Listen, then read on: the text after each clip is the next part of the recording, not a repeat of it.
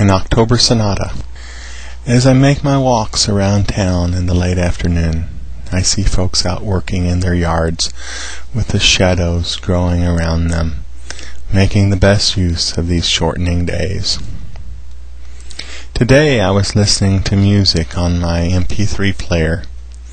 The song King of Pain came on just as I came upon a man who was trimming a few of his tree limbs. He was standing on a ladder, the second rung from the top, cutting limbs with a chainsaw. I quickened my pace to put the scene behind me before the music became too appropriate.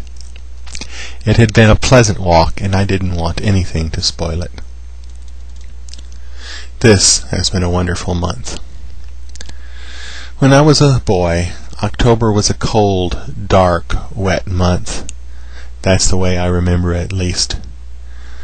When pressed, the reason I remember it that way is one day in one October, which I remember because it was my birthday.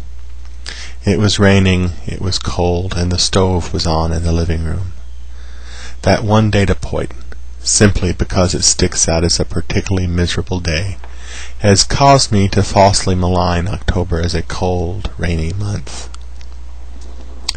Perhaps October is meant to be the way it is this year.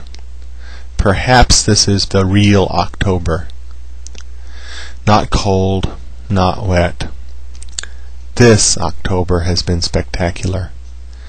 If there were a bunch of girls in bikinis walking around the streets, and our governor were a bodybuilder with a German accent, we'd think we were living in California. We drink in each of the seasons through our senses.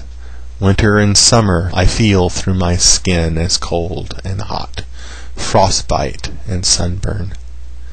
Spring comes in through my nose as flowers tempt bees into aiding the procreation of the species. Most years my sense of sight has been the most engaged by the transition into fall. The beauty of the autumn leaves can be overwhelming some years. This year the change of color is yet to be realized, though there is one tree north of 20th Street on Broadway that looks like it's going to be as red as an accident on the ketchup aisle. It has been the sounds of the season which have caught my attention this year. It has been a particularly dry fall, and that seems to make the leaves particularly musical. They rustle in harmony and make music together. One windy afternoon I was in my dining room listening out the window and heard what sounded like heavy rain or giant strips of bacon frying in a street. When I looked out the door, it was just the sound of leaves being pushed along the pavement by a warm autumn breeze. The leaves were clattering, talking amongst themselves like cool schoolgirls on a field trip when there are no boys around to stifle their communal song. The wind makes them talk even when they are still on the trees. The sound is different than they make in the spring when they are still in their supple youth, or even in the late summer after they've been dried by the rays of the August sun. Though we love our air conditioning in the summer, this time of year we like to bid it farewell like a guest that's overstayed its welcome. We've opened our windows, and, as I lay in bed at night wooing sleep, the sounds of our small town drift in. From our backyard, our dog Buttercups carries on a correspondence with another pooch who lives a block or so over. My mastery of the canine linguistic system is rusty at best.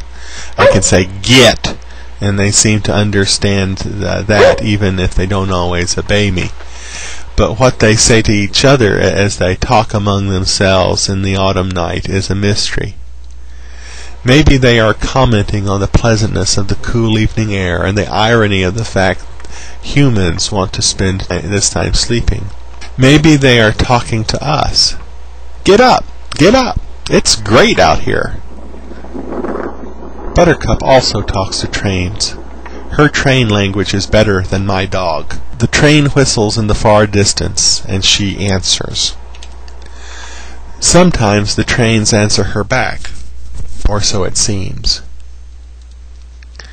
When it is still and the dogs are resting their vocal cords, I sometimes hear a truck in the night on the bypass, which is about a mile from my house as the crow flies. I wonder how far the driver is from home, and whether he is thinking about lying in his own bed and listening to the sounds of the night as they drift into his window on the breeze. The truck goes out of hearing, and I wait for the next sound, but the silences are long because the road is lonesome. It is October, and the nights are growing longer.